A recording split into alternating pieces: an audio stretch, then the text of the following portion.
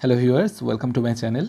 Hope you are well. So today in this video we are going to read from stanza 5 onwards of the poem Goblin Market by C.G. Rossetti. In the last video we have read from stanza 1 to stanza 4. So without wasting time, let us read it out. Backwards up the mossy glen turned and trooped the goblin men. So we have already read that Laura was completely alone in that valley and Lizzie had gone for her home alone. Okay, so she was waiting for these goblin men for buying some fruits. With their shrill repeated cry, come by, come by. So they were crying, these goblin men were crying, come by and come by. They were selling their fruits and that is why they were crying, come by, come by. So actually they are inviting Laura to come and buy their fruits. When they reached where Laura was, actually now they have reached where Laura was standing. They stood stock still up in the moss, leering at each other. They were leering at each other. That means they were exchanging some look of mischievousness. There were some wanton looks amongst themselves and they were exchanging that. Brother with queer brothers. So they have formed a brotherhood. These goblin men have formed a brotherhood and they were leering at each other as if they have had their prey. And actually we can say Laura is becoming a prey here. She becomes the prey of these hunters. Okay, so they were signaling at each other that something nice is happening to them. Brother with sly brother. So these goblin men are very much sly, very much cunning. One set his basket down. So one of these goblin men are setting their basket down. One reared his plate. One of these goblins are rearing the plate of fruit. One began to weave a crown of tendrils, leaves and rough nuts brown. So one of these goblins are weaving a crown of leaves, of tendrils, of different flowers. Okay, so they were selling with fruits, we can say some nuts also, some brown nuts also. Men sell not such in any town. So these types of brown nuts were not sold by any men in any other towns. This is as per Laura. Okay, one heaved the golden weight of dish and fruit to offer her. So one of these goblins have the weighing machine and they are offering the fruit to Laura, we can say. So in the next lines, come by was still their cry. So they are actually offering Laura the fruit, but at the same time they were saying their words. That means come by and come by. So why are they saying that? Actually they are trying to pursue Laura, because as per Christianity we already know that anything evil cannot happen to you, either you are not stretching your hands towards it. While reading Christabel, I have also mentioned that evil cannot do any harm to us without our permission. If we are not courageous enough or we are not enthusiastic enough by ourselves to have that, actually till that time evil cannot do any harm to us. Okay, so in the next lines, Laura stared but did not steer. So Laura was staring at them but she didn't steer. Why? No, longed but had no money, because she was wanting that, but at the same time she had no money with her. The whisk-tailed merchant bade her taste its stone as smooth as honey. So one of these goblins are actually allowing her to taste the fruits, and these goblins' voice is very much sweet like honey. The cat-faced part, the cat-faced goblins was purring. The rat-faced spoke a word of welcome. One of these goblin men who have the rat-like face, he welcomes Laura, and the snail-paced even was heard. One parrot-voiced and jolly cried, pretty goblin, still for Pretty Polly. So one of these goblins have uttered the name of Pretty Polly. So who is this Pretty Polly? Actually there is a British folklore, British traditional folklore, or we can say folk tale with this Pretty Polly. So Polly was a beautiful girl who actually was prayed by a carpenter of a ship.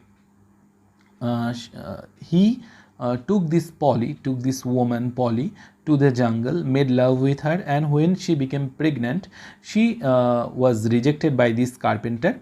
And at the same time, we can see that Polly was killed by this carpenter, and when this carpenter of the ship reached to his ship to sail for the foreign countries, he was killed by the spirit of Polly. Okay, so there is the story of, we can say, deceiving and seducing, and at the same time of rejection. So what is going to happen with Laura? Is CG Rossetti giving us any hint about something bad, something ominous that is going to happen with Laura? Is she going to be deceived by these goblin men and then been rejected? So what will happen? Let us read it out. But sweet-toothed Laura spoke in haste. Good folk, I have no coin to take where to purloin. I have no copper in my purse. I have no silver either, and all my gold is on the furs. So she is saying that she had neither any copper penny nor any silver or any gold with her. Okay, so her all of the wealth is said to be in the heather. Okay, in the next lines, that shakes in windy weather above the rusty heather. So we can say from these lines, actually we can say that she belonged to a farmer's family, and that is why she is saying that all her wealth is in the field, in the forms of the crops, we can say. Okay, golden crops. You have much gold upon your head. So these goblin men were answering all together that you have much gold upon your head. We have already mentioned that Laura's hair was golden in color, and that is actually mentioned here as the gold. Okay, so in the next lines, buy from us with a golden curl. So they were actually giving the hint that she can buy these fruits, buy these exotic fruits in exchange of her golden curl. So without wasting time, she clipped a precious golden lock. She dropped a tear more rare than pearl. So she just clipped one of the golden locks from her hair, and also she added a tear which is more rare than any pearl. Okay, so she was giving that away to these goblin men because of getting the fruits. Okay, in the next lines, then sucked their fruit globes fair or red. So after this exchange, she started sucking these fruits, and these fruits are described as sweeter than honey from the rock. So these fruits were much sweeter than the honey from the rock, stronger than man rejoicing wine, the alcoholic term. In the alcoholic term, we can say these fruits are much stronger than the wine, clearer than water flowed that juice. So the juice that was flowing from these fruits, we can say, these are much clearer than water itself. Okay, she never tasted such before.